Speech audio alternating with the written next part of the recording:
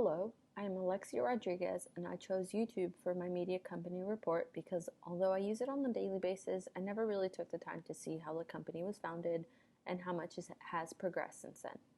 YouTube is used for advertising, personal use known as broadcast yourself, and for personal entertainment. There are those who use YouTube for their own personal understanding of content, and others that use it for how-tos and tutorials, as well as for personal entertainment in regards to movies, music videos, and videos circulating around the YouTube website. Also, a user does not have to go directly to the YouTube website to view content, as many websites have them embedded into their own personal content to view them directly on their website without having to navigate elsewhere. YouTube was founded in 2005 by three individuals: Jawed Karim, Steve Chen, and Chad Hurley, who worked at PayPal together. According to Karim, the inspiration came from the Janet Jackson incident at the Super Bowl. He was trying to locate clips on the incident online, but was not successful, which led to the creation of video sharing. As many people, sharing videos, music, and pictures are all very integrated in their lifestyle, mine as well.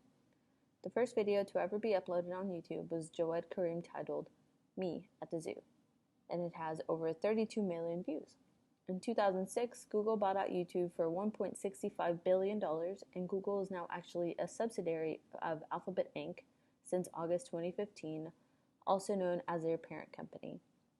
YouTube is accessible to anyone that has a computer, tablet, cell phone, etc., as long as it has internet anywhere and anytime through their application or their website browser. It is a local, national, and international level. Content may vary based on the user's interests, location, and age.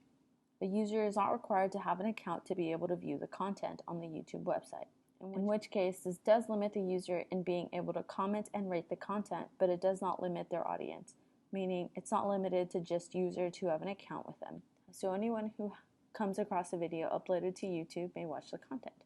Ultimately, though, the user is not always interested in commenting or rating on the content as much as they are interested in simply being able to view it. YouTube makes revenue through advertising companies.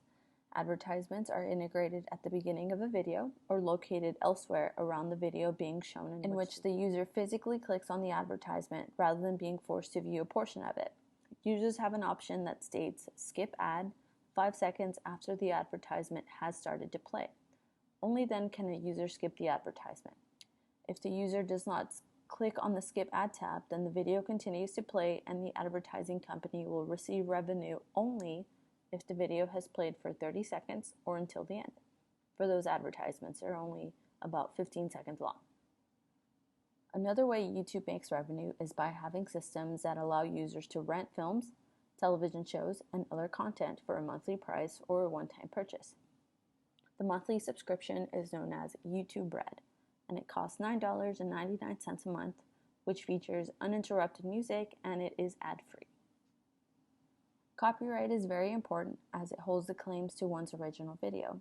It protects the user from having others gain a profit from their content, in which it limits them from receiving revenue for something they personally posted or personally took on their phone, computer, etc. Viral videos, for instance, many users claim them to be their own, but reality is they were taken from someone who simply uploaded the content to share with their peers, and it became an internet phenomenon for a few days, also known as a viral video. Unless the user granted use of their content, they can have the content removed from the misleading users. In the YouTube community, if a user feels their content was used without being given credit, the user may file what is known as a copyright infringement form on the YouTube website, which is a formal request to remove the content. They can also remove the claim if their content fell under the fair use guidelines before YouTube removes the video. But before a user files a claim, they must take into consideration whether their content was used under fair use or if their content was actually being infringed. Copyright includes audiovisual works such as TV shows, movies, and online videos, sound recording and musical compositions, written works such as lectures, articles, books, and musical compositions, visual works such as paintings, posters, and advertisements, and dramatic works such as plays and musicals. There are 4 factors that determine whether the copyright material was used properly under the fair use guidelines.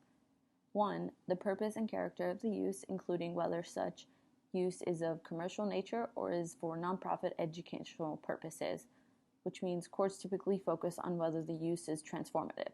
That is, whether it adds new expression or meaning to the original or whether it merely copies from the original. Commercial uses are less likely to be considered fair, though it's possible to monetize a video and still take advantage of their fair use defense. 2. The nature of the copyrighted work, which means using material from primarily factual works is more likely to be fair than using purely fictional works.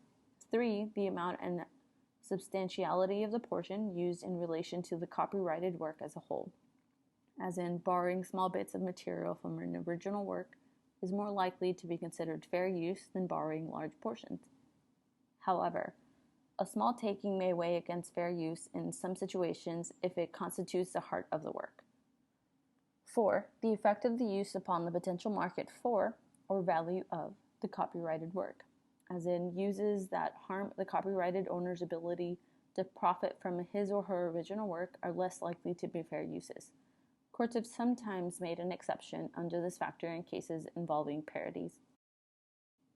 Personally, I believe YouTube is important and successful in helping understand media economy, as it is not limited to any particular user. It targets everyone's interest since it is easily accessible to those who have internet. It benefits everyday people who make a profit out of their videos being viewed, to businesses who are trying to reach a broader audience at a local, national, and international level, as well as because in our day and age, everything is transitioning into technological form, everything is online, and there's always new technology. Thank you.